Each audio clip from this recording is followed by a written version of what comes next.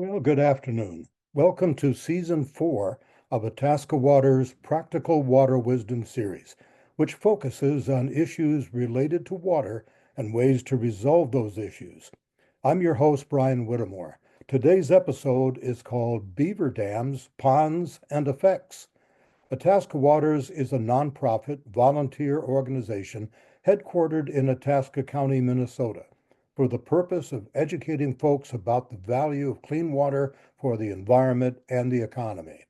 We offer a ton of good information for full and part-time residents through our programs, and it's all available on our website, itascawaters.org.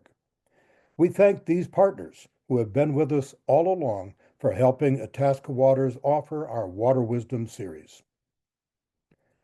Dr. Emily Fairfax will speak to us today for about a half hour and then take your questions. To submit a brief question, just click on the Q&A button on the bottom of your screen and type it in. You can do that at any time during today's program, and we will read the questions on your behalf. Today's program is being recorded and will soon be available on our website, itascawaters.org. As we mentioned, the subject for today is beaver dams, ponds, and effects, and our expert presenter is Dr. Emily Fairfax, who is an assistant professor of geography at the University of Minnesota and an affiliate faculty member at the St. Anthony Falls Laboratory. Dr. Fairfax double majored in chemistry and physics as an undergraduate at Carleton College, then went on to earn a PhD in geological sciences with an emphasis in hydrologic sciences from the University of Colorado Boulder. She uses a combination of remote sensing, modeling, and fieldwork to understand how beaver ecosystem engineering can create drought and fire-resistant patches in the landscape under a changing climate. Her research has been featured internationally in National Geographic, the New York Times, the LA Times, BBC, Vox, and others. So let's get ready to learn. Here's Dr. Emily Fairfax. Awesome. Thank you so much for that introduction. So I'm very excited to be here today talking to you all about beaver dams, ponds, and their effects. Now, most of us know beavers as nature's engineers. And what I'm showing you now is a classic beaver dam landscape here in Minnesota. We've got the forest in the background surrounding this area. There's conifers, there's deciduous trees, aspen, birch, pines, pretty much everything all mixed together.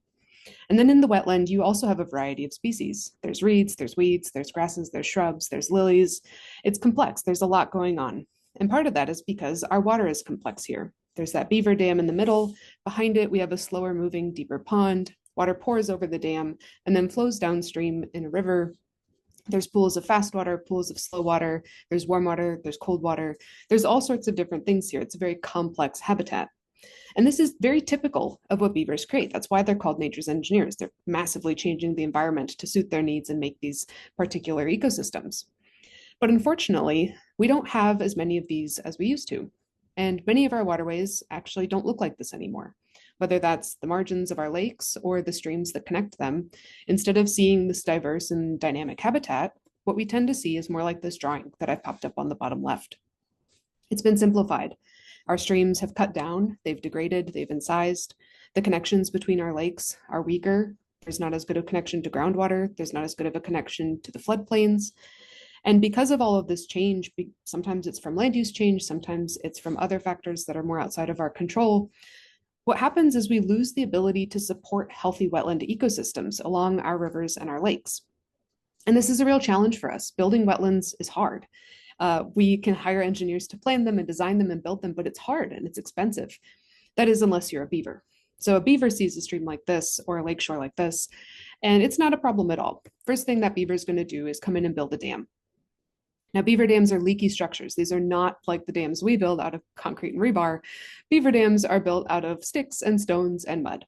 And so while they do slow the water down and start to create a pond behind them, they're not stopping it entirely. They're just giving it time to go back out into the soil, time to reconnect to the floodplain, and ultimately time to go downstream again, but a little bit delayed versus if we had not had that beaver dam in the first place. Now, busy as a beaver is a phrase for a real reason. It's not just a fun alliteration. Beavers are absolutely not going to stop once they've built one dinky little dam. They want to expand that. They want the dam to be longer. They want it to be taller. They want it to be stronger. They want to hold back more water. And I want to take a moment here to explain why they're sort of compelled to build this way. For those of you that have not spent a whole lot of time in close proximity with beavers, a beaver is a semi-aquatic rodent, meaning it lives both in the water and on the land. They are also quite large. Sometimes when people think about beavers, they're trying to, imagine something maybe the size of a bunny. But in reality, an adult beaver is anywhere from 40 up to 110 pounds. And that 110 pounder, he came out of Wisconsin. So those are our local beavers that are getting pretty large. And a beaver has a body shaped like a bowling ball. It's round. It's got webbed feet on the back. It's got little hands on the front and this huge paddle tail coming out of its rear end. So while it is technically a semi-aquatic rodent, beavers aren't really built for land the way that they're built for water. That tail is like a rudder. It helps them swim incredibly fast and strong. They can hold their breath for 15 minutes underwater, but you try to get them to sprint on land and you're getting maybe 10 meters out of them. And so all of this construction activity, the goal of it for the beaver is to make more water habitat, to make a bigger pond, to make more water accessible to them, because that's where they feel safe. Now, beavers, like I mentioned, they are doing this building with natural materials. It's stones, it's sticks, it's mud. They're cutting down trees to get some of this. And over time, as they expand their dams and expand out that wetland habitat that they're building, they do have to start to go a little bit farther away from their home ponds. Now, if they were just going to walk/waddle across the land, they'd be pretty vulnerable to predators then. I mean, this is a large, chunky animal that would make an excellent meal for a wolf or black bear or mountain lion. And evolution has taught them that. It's taught them that they're vulnerable when they're walking around. So not only do beavers build dams, which is perhaps their most famous invention, beavers actually also dig canals. So they're going out and with their front paws, they are excavating all of these little canals, kind of like micro streams that radiate outwards from their ponds across valley bottoms, across floodplains, across the landscape. And they function like little water highways for those beavers. So when a beaver needs to go a little bit further away to get a new tree to eat and to build with, they're going to go and swim in that canal out to the forest, grab a tree, cut it down, and then take advantage of that natural buoyancy of wood and float it home, just like the timber industry did in Minnesota way back when, where we would cut down trees and float them down the river to be used later. Beavers are doing the same thing. And it's through that construction of canals that beavers' influence really expands in a big way. Yes, they were nature's engineers when they built that first little dam. Yes, they were nature's engineers when they expanded it. But they're really powerful nature's engineers when they dig these canals, because now suddenly a single beaver pond isn't just influencing, a little tiny spot in the landscape. It's now controlling and creating wetland habitat at a much, much larger spatial scale. And if you were to visit one of these sites in the field, you would see something kind of like this. And I like to show this slide so that we have all the same terminology in mind, because I will absolutely be talking about beavers and all the things they build pretty intensely for the next 30 minutes or so. So on the left here, we have the Beavers Dam. This is, again, made of sticks and stones and mud. Its only purpose is to hold back water and to slow down water. Beavers do not live in the dam. That is a common misconception. Rather, they live in lodges, which is that dome-like structure. It looks like a little hut separate from the dam. Beavers are going to build that and then chew out little rooms inside, and that's what they live in. They use the dam to make that sort of big aquatic habitat around their lodge. It's like a moat around a castle for the beavers. And the artist here did a really good job, I think, of showing that swimming beaver looking really agile, like a seal or a sea otter or something swimming around. And then those beavers in the background chewing on the trees, looking a little bit more cumbersome and round. A very accurate representation of a typical beaver engineered landscape.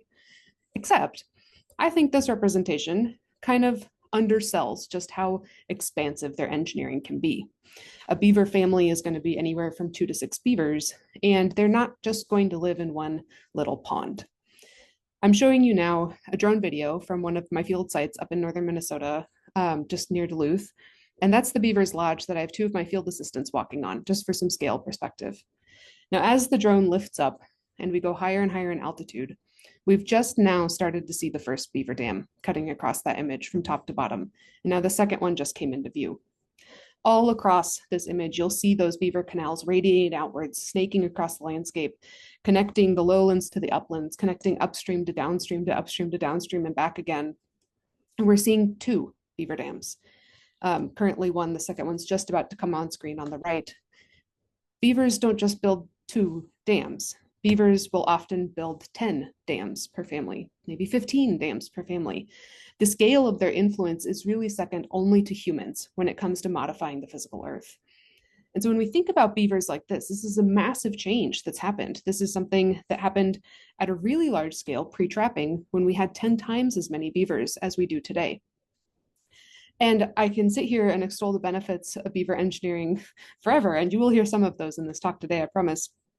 But I first want to acknowledge that when you have a semi-aquatic rodent out there making these big dramatic changes, not pulling permits, not alerting the DNR, not consulting with landowners, this scale of engineering can also lead to a pretty large scale of conflict. And we absolutely have conflict with beavers here in Minnesota. We humans have a strong preference for the exact same types of habitats that beavers do. We want to live by freshwater. We like to live in the valley bottoms. That's where the soil is really good. We like to be in the exact same places beavers like to be, and we do not always agree on what that should look like. Now, there's a lot of reasons that people might have a conflict with beaver here in Minnesota. Some of the ones that are very commonly cited are flooding, whether that's roads or fields or timber. Beavers, as you saw, create these massive ponds and lake-like environments. Those are absolutely going to be flooding things in their way. Beavers also are very good at chewing trees and cutting down trees. That's what their building material is. They're not ordering pallets of materials from Menards. They're cutting down the trees in the forest and using them on site. You'll also hear some complaints and some concerns about beavers in Minnesota with their relationship to trout. And I wanted to make a distinction on this slide. The conflicts with chewing trees, the conflicts with flooding, these are absolutely real conflicts. Beavers do flood fields. Beavers do cut trees that people like. The conflict that we hear about with trout is a much more complicated relationship. That's where we're talking about two different species that are both native to Minnesota, that both exist in the same habitats. And we've taken some pretty heavy management actions in the past in the name of trout, managing beavers here. So I've linked an article from Interlochen Public Radio that I really like and encourage folks to listen to that sort of tells the story of how Minnesota's beaver management in its relation to trout has evolved over the years. And I'll let you know that back in 2007, it wasn't great. We were eradicating beavers from entire watersheds because there was an idea that they maybe were making it more difficult for trout to spawn. This was not received well by a number of people, including trappers, including scientists, and I'm happy to say that policies have changed since then. But I bring this up to show you that beaver conflict is not a thing of the past. It's a constantly evolving thing that we're dealing with here in this state. There are a number of resources that have been provided to us via the DNR's website, and I want to give credit where credit is due to the DNR. They absolutely do provide some information on non-lethal management, so ways to live alongside beavers without having to kill them. However, and I know updating websites is difficult. I am pretty sure that my own professional website is not 100% up to date, but a lot of the information provided here from the Department of Natural Resources is a little bit outdated. So there's a recommendation for a type of pond leveler, and I'll talk in just a sec what that is. And the style that is recommended here is actually no longer recommended by the scientific community. It doesn't work well, especially in places that have a lot of ice, which we certainly do here in Minnesota. They also talk about wrapping your trees in fencing, which is a great way to stop beavers from chewing them, except they show the wrong type of fence here. Chicken wire is not strong enough to hold back a beaver. If it rears back up on its little hind legs and puts all 80 pounds of its weight down on chicken wire, that's going to crush the chicken wire and the beaver will access the tree. So there's some indication that non-lethal management is a strategy, but not a whole lot of support here for it from the state, which is difficult for us to handle as scientists and as people who maybe do or don't want to live alongside beavers. It's hard to make an informed decision without a lot of information. However, if you do want to lethally remove your beavers, there's a whole lot of information from the DNR. Paragraphs and paragraphs about how you can do it, when you need a permit, when you don't need a permit. Here in Minnesota, somewhere between 25,000 and 30,000 beavers are lethally trapped per year. Some of that number is sort of sustainable trapping or ethical trapping, where the animal is being harvested, the fur is used, the meat is used, the bones are used. I think that is a very normal part of living in an ecosystem that has a lot of beavers. So a lot of those beavers that are trapped there are what's called a nuisance beaver. So we get this large scale of engineering, like in the drone video I showed you, and someone does not want it there for some reason. And so the solution they pursue is remove the beavers. And because relocation is currently illegal in Minnesota, the only way to remove the beavers is through lethal management. This is a frustrating sort of challenge to be on, because once beavers have decided something is good habitat, you can remove that family of beavers that's living there and new ones will show up next year. and then you've removed that family, and then new ones will show up next year. And so particularly in places like Minnesota, like Wisconsin, like Canada, that have relatively healthy beaver populations, we get into this sort of treadmill of a not satisfactory management with them. We see them doing this large scale engineering that has benefits, and I will talk about those benefits shortly. But we want to make sure that we're not sacrificing our infrastructure. We're not losing all of our trees. We're not flooding all of our houses. And there hasn't really been a sustainable way to do that, at least not one that's publicly accessible and easy to understand. And so one thing that I like to point out is that beavers are engineers. They're clever, they're smart, they work hard, they're very stubborn, and they can be challenging to work with, but we are also engineers who are clever and smart and stubborn and sometimes challenging to work with. And we have come up with ways to sort of out-engineer beavers. So I mentioned pond levelers. Think about those huge beaver ponds I showed you. Think about flooding. Think about if your road is right next to one of those. Maybe you don't want them to take the water level up another 6 inches because that's going to put your road underwater. Historically, and still today, a lot of times people will just remove the beaver dam, which is expensive and hard to do. These are pretty solid structures, kill the beavers, and then wait until next year when new ones show up. Or you would install a pond leveler. Now, I mentioned those Clemson pond levelers, which is a straight fixed pipe. That's not really what we recommend anymore. We recommend things like the flexible pond leveler, which I'm showing you here. And with our human engineering brains, we have figured out how to outsmart the beavers. All you have to do is run a bendy pipe through their dam. You set the water level, put a cage on the end that's in the beaver pond so that the beavers don't go in and try to plug it up. And you also don't get turtles and things going in there and setting up shop inside of your pipes. And then you set the pond level. And the beavers cannot perceive that because they are smart, but they are not as smart as we are. And these kinds of structures, it feels like it's a little bit complicated, but it's not that complicated to build. There's DIY plans. There's people that can help you build them. They're durable. They last 5 to 10 years with minimal maintenance. Like maintenance is raking leaves off of them. And maybe after 10 years, your cage on the end starts to rust and you have to seal that up or replace it. And they're ecologically integrated, which is extremely important. Beaver wetlands are wetlands. Wetlands are incredible hotspots of biodiversity, of carbon sequestration, of so much more for us. And we don't want to lose wetlands. Maybe we just don't want wetlands that are as dynamic and intense as beavers create them when they're right next to our houses. So by having an ecologically integrated type of coexistence method, like a pond leveler, you get to keep some of that wetland. You reduce it a little, you are dropping water level, but you're not removing it altogether. Removing the beaver dams removes the wetland altogether. Putting in a pond leveler is a bit of a compromise where you get some wetland, but you also get some control back. Another solution that we have is actually just wrapping your trees with little fences.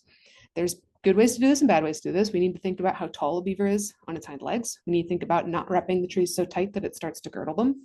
But there's a lot of research on this, and I really like to point people to this study from an urban area in Canada, up in Saskatchewan, because they basically found that even if you're doing the least recommended style of wrapping your tree in a fence, too close, too short, too weak, you're still going to be protecting the vast majority of your trees. Beavers are thwarted by fences, and there's even some more recent research showing that beavers learn very quickly from electric fencing. And so if you don't want to wrap a bunch of individual trees, but you want to keep them out of a corner of your property, an electric fence can teach them very quickly to not come back and pursue those trees. It's not a very fun experience.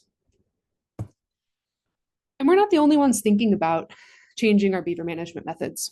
Right next door in Wisconsin, over the last year, there has been a huge step forward in exploring what's called non-lethal management or coexistence with beavers, both through building our own mock beaver dams called beaver dam analogs to try to attract beavers to specific places and kickstart river and stream and wetland restoration, but then also for installing pond levelers. The photo here is of the cage from a pond leveler sticking out on someone's property because they didn't want to remove the pond altogether, but they also didn't want their house flooded. And it was as simple as put in this cage, put in this pipe, and then you get the best of both worlds. Now, I will note that one of the reasons Wisconsin is going through all of this and sort of re-envisioning their beaver management is because they have been navigating a pretty big lawsuit about it for the last couple of years. A lot of the beaver management actions that were being taken in Wisconsin were also associated with pretty significant bycatch of otters and herons and turtles and other species. And the number and style of beavers removed was not exactly what was in line with what the state had been tasked with doing. Minnesota is not currently on the path to a lawsuit, which I'm very happy about. However, there's definitely lessons to be learned here. There is a lot of reason that we need to protect our wetlands, and if beavers are part of that, that does mean thinking more critically about beavers and all of the complexity and nuance and sometimes headache that they bring. And if that little spiel was overwhelming and you're feeling like, oh, geez, I don't want to learn how to fence trees and build pond levelers, I'm not that kind of an engineer. I'm not an engineer at all. The good news is that there are resources to find people that can help you with this. So if you're thinking, maybe beavers are interesting, I'll wait till the end of the talk to make my final judgment on that, but I'm kind of curious about how to live alongside them. There's an organization called the Beaver Institute, and they provide a number of resources on non-lethal management, including the Find a Professional function, where you can type in your zip code, it'll find you your nearest beaver management professional who can help you navigate a beaver challenge. And if at this point you're like, this is too much, why bother? I mean, we've been managing beavers the way we've been managing them for decades and decades, and I don't see the problem. Why should we bother with preserving beaver habitat or conserving them or even supporting them and encouraging them to come back? I want to point out that there's a lot of reasons to bother. And one of the biggest ones is that everything's changing. Our climate is changing in a really big way. Here in the Upper Great Lakes region, we are experiencing wetter and shorter winters. We're getting a lot more rain. We're not getting as much snow. The last 2 years have been clear that we're not getting the same kind of snow as we used to, and it's definitely not as cold as it used to be. Our summers are drier, our springs are drier, everything is hotter, and we're getting these really flashy storm systems coming through. I've got some kind of scary arrows on this slide indicating that we have 2.3 degrees Fahrenheit of temperature warming, 16 more days of our frost-free season, 14% more total precip, and then 35% more heavy precip events. And unfortunately, these numbers are not what we are expecting in the coming years. These are the changes we have already experienced between 1950 and 2017. So there's big changes happening to the way our water moves, to the health of our landscapes, to the kinds of disasters we need to be prepared for. A lot of the sort of threats of climate change that people think about and feel nervous about, things like droughts and fires, have often been thought of as a Western US problem. Like, oh, California has a wildfire problem, Oregon and Nevada have drought problems, the Colorado Basin needs to figure out its water, but we have the Great Lakes and we don't have those, so we're safe. And that's not true anymore. We have seen more and more fire coming into the Great Lakes region. We have seen here in Minnesota that the fires we do experience lead to really bad water quality in our lakes. We have gotten red flag warnings every spring for the last few years, and we have gotten red flag warnings into the summer, meaning that we are in extreme fire danger. We're getting droughts all times of the year. I just pulled this drought map a week or two ago, where we had a pretty significant drought in March, which is not supposed to be one of our drought months. So there's a lot that we need to think about. Maybe, protecting our wetlands from drought wasn't that big of a deal 20 years ago or 30 years ago, but it certainly is today. And when I think why bother, it's because beaver dams and their canals and the wetlands they make are uniquely resistant and resilient to climate change. We need wetlands for many reasons, and those wetlands can be beaver created or otherwise. But when we're facing all of these changes, all of these shifts in our rainfall and our snowfall and our heat, we need our wetlands to be climate resilient. And all of my research has shown that beaver wetlands absolutely are, and that they are a really big investment that we could be making that will absolutely pay dividends. And if you're not exactly sure how to connect those things, I don't blame you. Like, beavers and climate change is certainly not peanut butter and jelly or salt and pepper. But there's a very strong connection to be had here. And it comes from the complexity of the habitats they're making. That's where the resilience starts. And it starts during our flood periods. So what I'm showing you here is a stream without beavers or wetlands on it. It's simple, it's pretty degraded. It's kind of like that drawing on the very first slide. Little narrow riparian or creekside ecosystem growing along the edge, a little bit of a wetland fringe. Not much happening there. Compare it to the place where we have the beavers building their dams, digging their canals. There's a lot more ways for the water to move around. Upstream and downstream have more connections. In-stream to floodplain has more connections. And there tends to be a whole lot more vegetation here. Beavers are making super, super dense vegetated ecosystems. Now, when we have a flood wave start, whether that's from snowmelt, spring storms, normal rainfall, a dam breaking, what have you, those flood waves, as they move across the landscape, if they are in overly simplified and small streams, they have a lot of power and not a lot of space. And so what happens is they just rip them to shreds. And we've seen this. I mean, last spring up on the North Shore, during those really, really big floodwaters, you could see like stream banks being plucked away. It's too much water, too little space, not enough connection to the floodplain, which, as its name suggests, is actually for holding floodwaters. the water can't get to the floodplain. All it can do is rip up the stream it's in. Now, this is a very different thing happening when the flood wave gets into a wetland, especially a beaver wetland.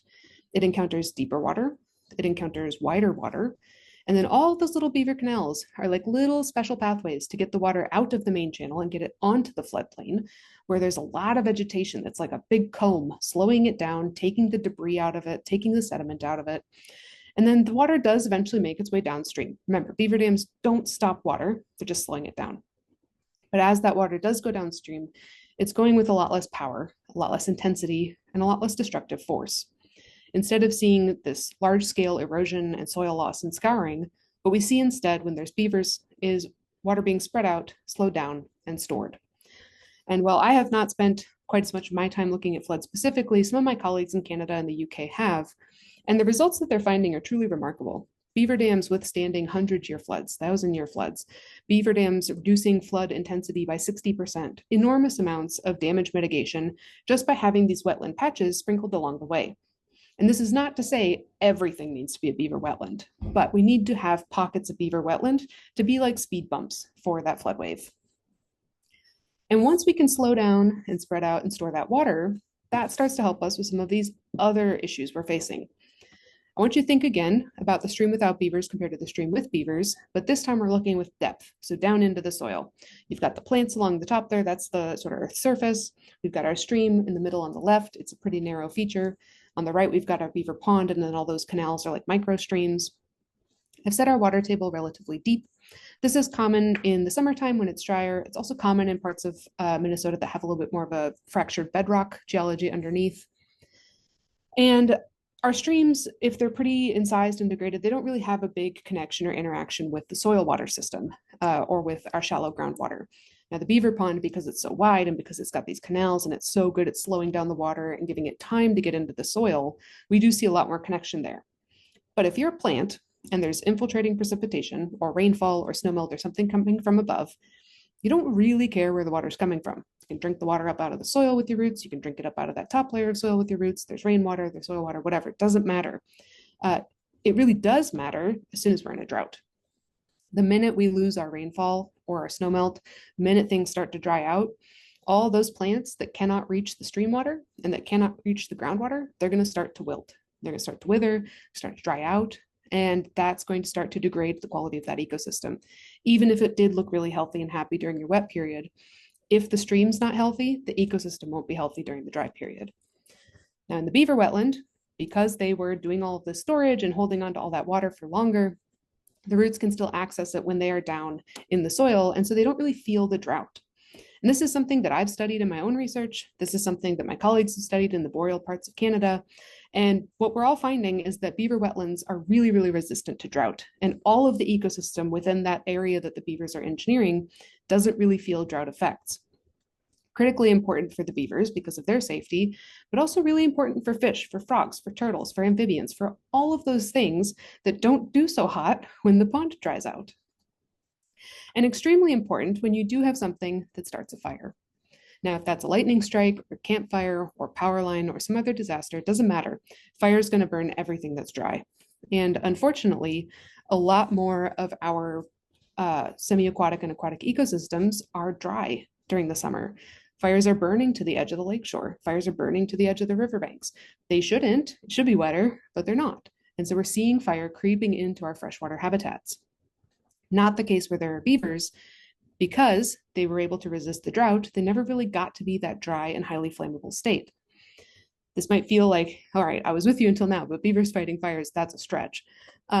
It's not that big of a stretch. I want you to think about this intuitively. If we were out camping and I was like, hey, I need to start a campfire. Can you go get me some stuff to start a campfire? And then you go out in the forest and you come back with just these big pile of wet leaves and fresh cut green material, lots of sticks that are green and bendy. We're not starting a campfire. That's not going to burn. You know that's not going to burn. That's exactly what we have in the beaver wetlands. Things are just really wet and green and lively, and so they're not going to burn. And this is not just a conceptual model. I've seen this over and over and over again. I've seen forests go up in smoke, stand replacing fires, and then they get to the beaver corridor, which is cutting right through the image of this, right through the center of this image, and they stop, and they can't get through. And sometimes when the fire is really intense and the winds are really high, the ember will jump to the other side and it'll keep burning. But that place the beavers were working, that's protected. That's what we call refugia. It's habitat for the beavers, it's habitat for the fish, the frogs, the birds, the herons, the mammals, everybody else, the people sometimes, to be safe from the fire.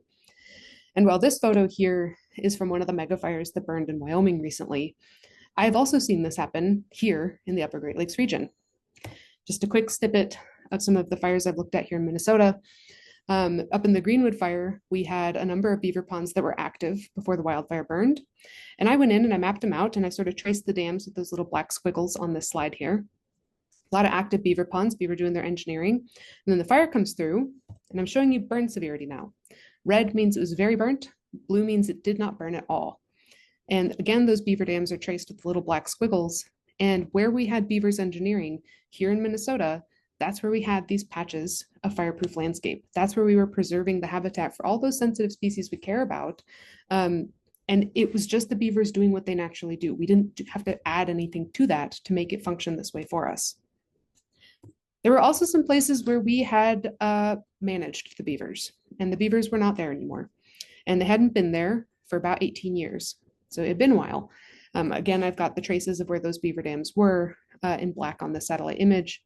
And then when the fire came through, I was a little bit shocked to see we actually still had some fire resistance left over from those beavers that were there 18 years ago. Now, it's not a lot. We did see burning, but you can sort of see the shadows, the ghosts of beaver engineering past on this landscape. And it made me think, okay, what if it hadn't been 18 years? How recent do we have to have the beavers there to actually get this fire resistance here in Minnesota, here in our boreal and our subboreal and our peatland ecosystems? And to answer that, I looked up to Ontario, which, while it sometimes feels like it's miles away from us in many regards, it's really our sister ecologically in many ways. And Ontario has had wicked wildfires the last 10 years, enormous 400,000 acre wildfires. And in Ontario, there are a number of places where the beaver dams are very old, and sometimes they're full, sometimes they're drained. It's on and off. It's the beavers coming and going with their natural cycle, not being trapped out and removed intentionally by people. And in those places where the beavers had done their engineering, and now this time I traced their dams in white because the image was a little bit darker, we saw very strong fire resistance. And so what's coming out of this, as I think about this in the context of our future and our lakes and our streams going forwards, is beavers as a natural sort of force on the landscape will create fire resistance. And it's not that they have to be there 24/7, 365 for eternity. They just have to be doing their natural cycles of engineering and not be constantly removed from the landscape. And now, if this sort of data and information is not particularly motivating, sometimes dollar signs are.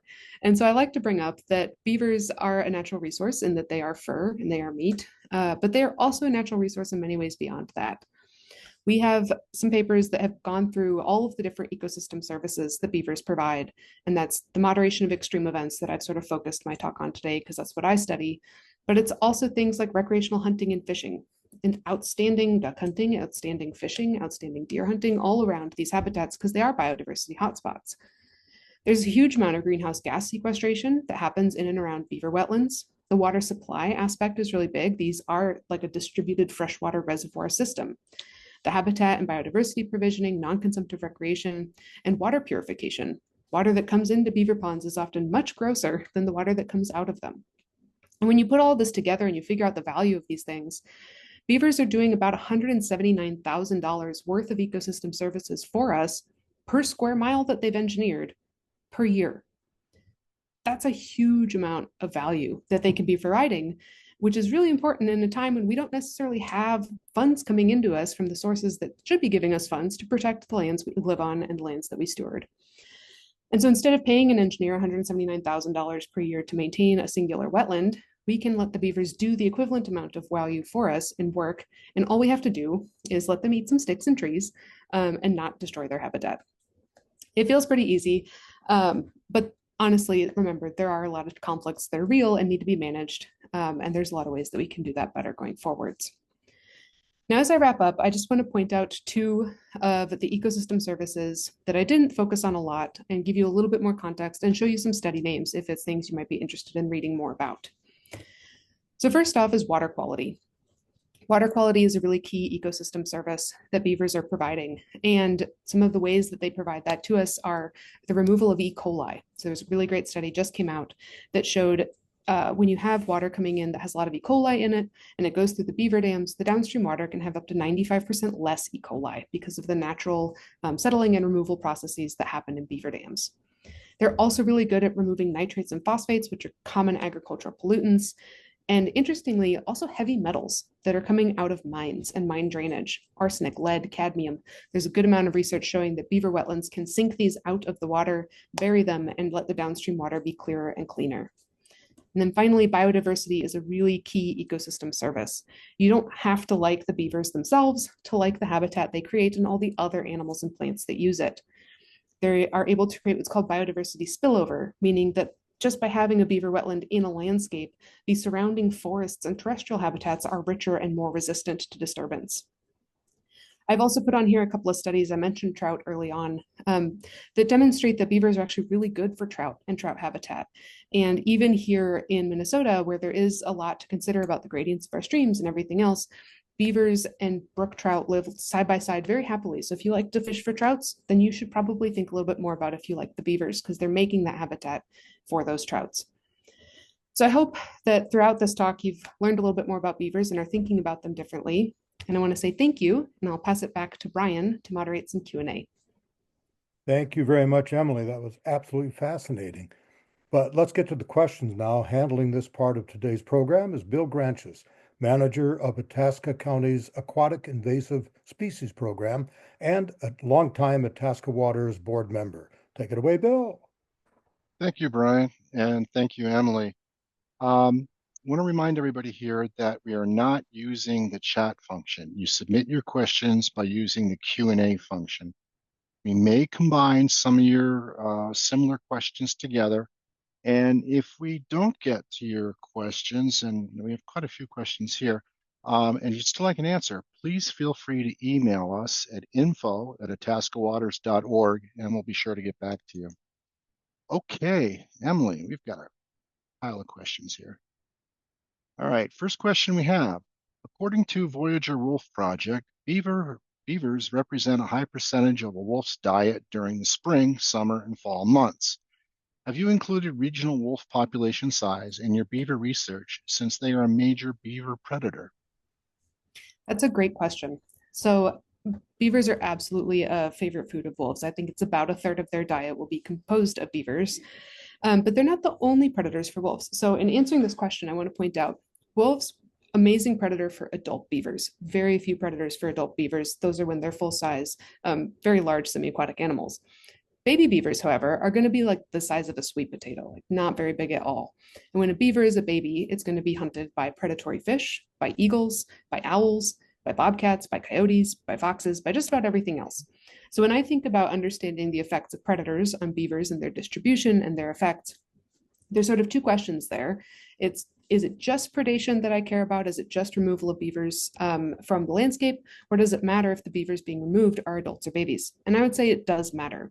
About half of beavers will make it to adulthood, and that's going to be true across Minnesota. And then once you're up into wolf country, you will continue to lose beavers that are adults and that are doing a lot more engineering. So yes, I've considered it, and I wish it was a little bit more straightforward of an answer how it affects them. But we do know that the interplay between beavers and wolves is really important as they're both keystone species. Very good. Okay, question comes from Karen. Hi, Karen. Just a second here. I can't read the question. How much territory does a beaver or beaver colony need? That's an awesome question. Beavers are extremely territorial. So in addition to wolves being a predator, I probably should have mentioned that one of the number one injuries that we see on beavers are bites from other beavers. They want to absolutely defend their territory of 1 to 2 kilometers of stream length or a quarter mile of lakeshore. And they defend it so aggressively because beavers are constantly trying to manage how much food do I have? How much building material do I have? And they do not want to account for some random other family in their territory using their resources. Now, I will say there is a phenomenon that we are noting as there's not quite enough habitat left, or there's issues with habitat connectivity, where those beavers, when they're teenagers and they go off to become their own beavers and they leave their home family, they can't. They will try and they will look for habitat and they can't find it. And sometimes now they are turning around and coming home and they will set up their lodge right next to their parents' lodge. It's kind of like when your millennial kids go off to college and then they come back and they're like, I can't find a house, and they're in your basement suddenly. Same thing's happening with beavers. And I think also just like humans, some beaver parents tolerate that and some do not. So typically you're going to have one beaver family per 1 to 2 kilometers of stream length. That beaver family will be anywhere from 2 to 10 beavers. You may have a slightly elevated number if you have bachelor beaver phenomena happening in your particular area, but you're never going to get like 100 beavers in a kilometer of stream. That just does not happen. They will fight the other beavers and get them out of there. Right. Okay. Becca asks, considering that the streams had very high fire resistance, excuse me, did beaver dam presence impact the water quality of nearby lakes after the Greenwood fire? That is an excellent question. I don't have data specifically from the Greenwood fire, but I do have information from other fires that I've looked at in Oregon and California, where the answer is yes. We see a huge amount of ash and bulky debris being settled out in the beaver wetlands, and then the downstream water is much clearer. There's a really good case study of this in Colorado. From the Cameron Peak fire and the East Troublesome fires that burned heavily. There were beaver dams in the watershed, and those beaver dams were able to hold and capture a really disproportionately large amount of sediment, ash, and debris, and actually stopped the downstream water supply intake plant from getting plugged up with it. So I expect we probably had a somewhat similar effect in the Greenwood fire, but I don't have the specific data on that fire. I see. Okay. Why doesn't the Minnesota DNR allow beavers to be relocated? It's a really good question. Short answer is I don't know. It varies from state to state. If about 10 years ago, if you asked which states allow beaver relocation, the list would be extremely small. A lot of states did not for a lot of different reasons. Some of them went back to the fact that it's a rodent and we just don't move rodents. Some of them went back to the fact that it's like a fur bearer and we're managing fur bearers differently or whatever. But in the last 10 years, a lot of states have changed their stance on beaver relocation. And they're doing it because they do see the value of beavers in creating wetlands, but also recognize the conflict of, okay, what if I've got beavers in downtown Minneapolis that are causing problems, but over here in the suburb, they really need those beavers. How do we get them there? Especially in a time and a place where there's going to be roads and dams and farms and a lot of things in their way that stop the beavers from getting there naturally. So I'd say Minnesota hasn't really had to deal with this question as intensely because we have more beavers overall. But I don't know the specific reason. And I also don't know if it's the kind of law that'll stay on the books like that forever because sort of tides are changing across the country. I see. Boy, we're getting some really good questions here. What would it take to create or allow relocations of beavers? When I've worked with states that have changed their policy on beaver relocation, a lot of it is actually coming from very grassroots advocacy work to start with. Communities that want beavers and communities that don't have beavers coming forwards and telling their local legislators like, hey, I need this. I need fire resilience. I need flood resilience. I don't have the support from the state to do this. I don't have the support from the federal government to do this. I want to get a beaver on my property. How do I do it? And that kind of pressure builds up over time, and then little nudges are made and adjustments are made. And then ultimately what happens is people get tired of being asked, why can't I have a beaver on my property? And it's really not that big of an ask. And then they'll change policy. Now, I will note that beaver relocation is trickier than moving something like a skunk or a raccoon because beavers have such tight family structures. If you want to relocate beavers, you have to bring the whole family. Otherwise, they will scatter and most of them will die and they won't make it. So if you've got some problem beavers on one lake, you want to make sure you get mom, dad, all the teenagers, and all the babies, move them all at once, release them all at once, or they'll get freaked and scatter again. And they are stinky and heavy, and I've helped with some beaver relocations. So I don't want to like under describe how hard it is to move 700 pounds of beaver. It can be absolutely worth it, but it's not a small ask. Gotcha. Okay. Next question. While beavers help remove E. coli, they are known to carry and spread Giardia. Are there ways to mitigate this? Excellent question. So they definitely are helping a lot with E. coli. In that study that I had on that one slide towards the end, it was a pretty large scale study looking at the E. coli removal. The Giardia question, I love to talk about this one because it's one of those things that's half fact, half myth about beavers. Beavers do carry a Giardia, and the Giardia that beavers carry is a strain that can affect people. However, beavers carrying Giardia and the term beaver fever referring to Giardia was a product of an incident in the 1980s where some backpackers drank water from the bottom of a beaver pond and scooped up the sediments. And anybody that goes camping knows, like, wrong place to get your water. Don't scoop up the sediments. Um, Another thing, interestingly, that's come out of that particular study and then future Giardia studies on beavers is that, well, yes, beavers can give us Giardia. We can also give beavers Giardia, and that most Giardia that is in the beaver's gut is actually originating from humans, cows, or dogs.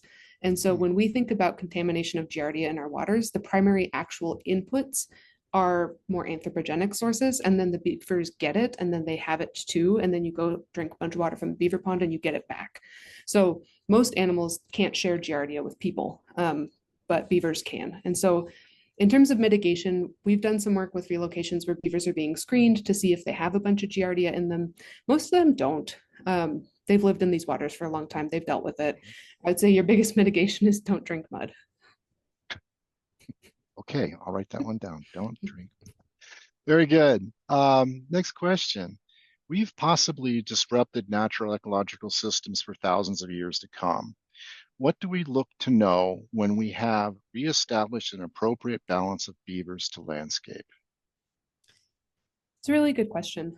The scale of disturbance is huge. And one of the things that I like to have people think about is before the fur trade, there were somewhere between 100 and 400 million beavers in North America, which translates to about 1 billion beaver dams.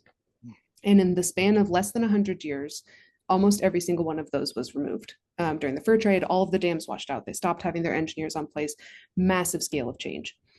When we think about that state of the landscape, it's not possible to get back there. Land use has changed a lot. The population of humans is much, much higher. So we can't necessarily look directly back to that. But also think about how much change you would expect if someone was like, hey, I need a permit to build 100 million dams, little dams, but 100 million of them. It'd be a really big thing to expect, right? So when we think about actually getting back to a more balanced state, it's going to be big and dramatic changes. There's going to be a lot more wetland than there used to be. There's going to be stinky mud in some places that maybe we don't love stinky mud, but that's what's ecologically healthy, and that's what's protecting downstream waters and upstream waters. And seeing that balance, I think the biggest indicator is seeing the biodiversity come back. When I have instrumented beaver ponds and their wetlands with game cameras, over the span of just a couple years after construction, we go from having 6 resident bird species to having over 45 resident bird species. These habitats are very attractive to all the other species. And when they come back, that's a sign that the beavers have done their jobs and things are on the right track. Excuse me. Excellent. More mud. Okay. Where can we find DIY plans for the recommended pond levelers? Awesome question. The Beaver Institute website has some of these plans in PDF form, and they also have an email that you can reach out to that's like the Beaver Help Hotline to just say like, hey, I need a little bit more information. I believe they have also linked at least 2, maybe 3 videos showing people building and installing them so that you can see them. There are a couple of tricks for making sure they really work well and suiting them to the right size of your site. So if you have questions on that, I definitely encourage also using that Find a Professional tool to reach out to people and say like, hey, I'm imagining putting in, a 12-inch diameter pipe. Is that going to be enough for my pond? Because draining off a little bit of water from a beaver pond that's holding back a lake versus one that's holding back a little thing, there's some design considerations there. Sure. Sure. Okay. Oh, this is a good one. I should make comments like that. Sorry, it's just dealing with shorelines. You covered many benefits of beavers and the positive effects downstream. Have you ever studied beavers' denigration of water quality to lakes upstream? We live on a 2,000-acre lake. Beavers keep the water level higher than if their outlet river and stream were open. Then wave action causes a lot of shore erosion, which adds more nutrients to the water and negatively affects quality by chemistry change in the water. Mhm. Yeah, excellent question. And I think that's a really good example of a highly unbalanced lake system. So when you have beavers working the inlets and outlets of your lakes, that's a very natural process.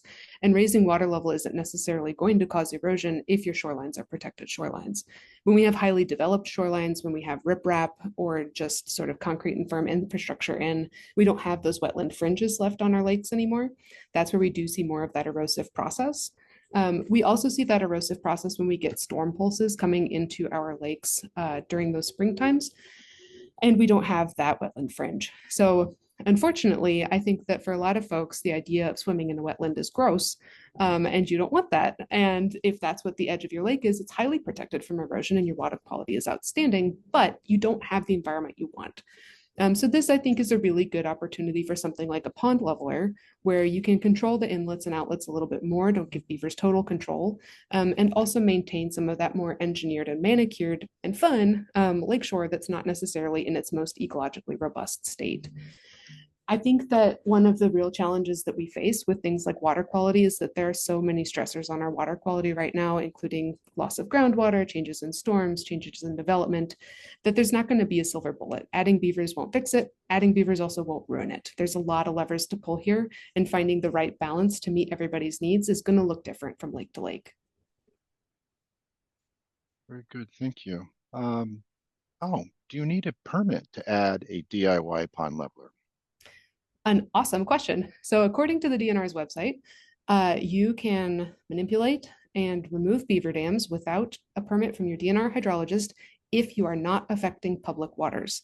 If you are affecting public waters, then you need to get a permit from your DNR hydrologist. Okay, let's see. Are the repellents similar to those used for deer that have proven effective in deterring beavers? Unfortunately, no. Beaver repellents, other than people, are pretty much electric fencing. Other than that, they're very stubborn and they will live in a really, really wide variety of habitats. We have beavers that lived in San Jose, California, which is a huge urban center, in basically concrete channels, and they're building with a mixture of garbage and sticks and mud. None of that's ideal. It should all be repulsive to the beavers. It's stinky, it's sharp, they don't care.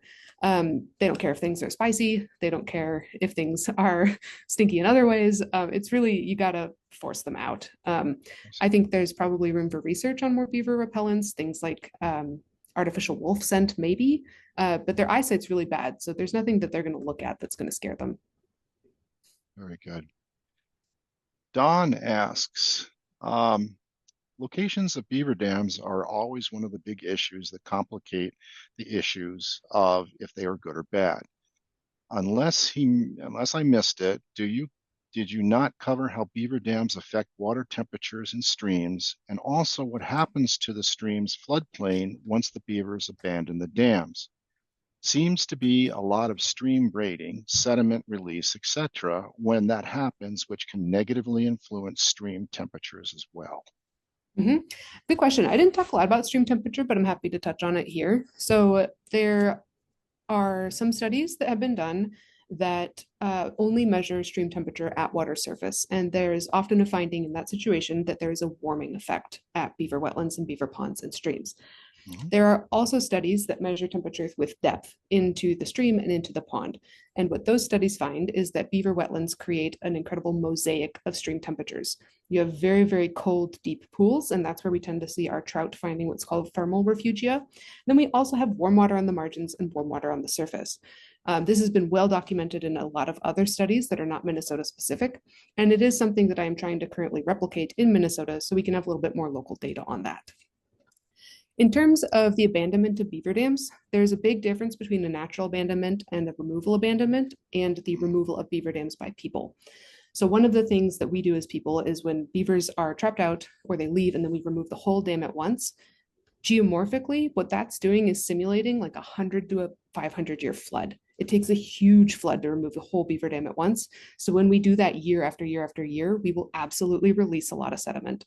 And the studies on acid mine drainage and heavy metal removal did experimentally manipulate that. And they looked at natural beaver abandonment and decay of the dam versus human removal of the dam. When the beavers do their natural abandonment cycle, sediment does not massively move and we do not get release of metals. When we remove it, the sediment does massively move and we get release of metals. And so when we think about trying to understand positions of dams, abandonment of dams, it's really important to be noting how the dam is failing and what the source of failure is when you want to know if it's going to result in warming or sediment release. I will say some of that is natural. To have a stream that's perfectly one shape forever and eternity is not natural. And that's the kind of stream that we see degradation in. And ultimately, we do lose habitat. It should have a little bit of room to wiggle at least. And some of those wiggles are uncomfortable periods where sediment's moving. If we want to have concrete channels, we can have concrete channels, but we can't expect the same ecosystem services from that. I see. I think we have time for another question or two here. Becca asks, how do beavers respond to plastic pollution and microplastics? Do they integrate these materials into their dams or remove them if they get stuck? I would love, love, love to do a microplastic study with beavers. I haven't yet. I've thought about it a lot because they do settle out so many other fine pollutants. I imagine that there's some accumulation of microplastics in the sediment at the bottom of beaver ponds. In terms of macroplastics, they build with them all the time. I have been to beaver dams with plastic bags, coolers, flip-flops. My own field gear that I've lost at a previous visit to the field is now incorporated into the dam very kindly. There's a couple of stories from Europe where they also have beavers where like prosthetic legs have been found in beaver dams. So they'll truly build with anything they can get their little paws on. My favorite is a traffic cone. I like to imagine the beavers actually stole it from a traffic site. I think it's more likely they found it just washed up somewhere. Which sounds like a mixture of gross and entertaining, but it's also actually really helpful when you do a river cleanup because you can just go to the beaver dam and pluck all the garbage off of it. And that's a lot easier than having to wade through the river and fish it all out piece by piece on your own. Very good. I think that's about all we have time for questions. Dr. Fairfax, thank you. And thank you to everyone at all these questions. We have a phenomenal amount of people here today. Thank you, everyone. So, Brian, I'm turning it back over to you. All right, I'll say thank you to Bill too, and thank you, Dr. Fairfax. This program will be available soon on our website, itascawaters.org. Please feel free to recommend it to family, friends, and neighbors. Also, we're asking for your ideas about the Water Wisdom series. You can use the survey link shown on screen here or respond to the evaluation form that we'll email you. The next program will be on May 1st and feature Hadley Bain talking to us about climate change effects on fisheries. You can register for free on itascawaters.org. I'm Brian Whittemore. Thanks for watching today.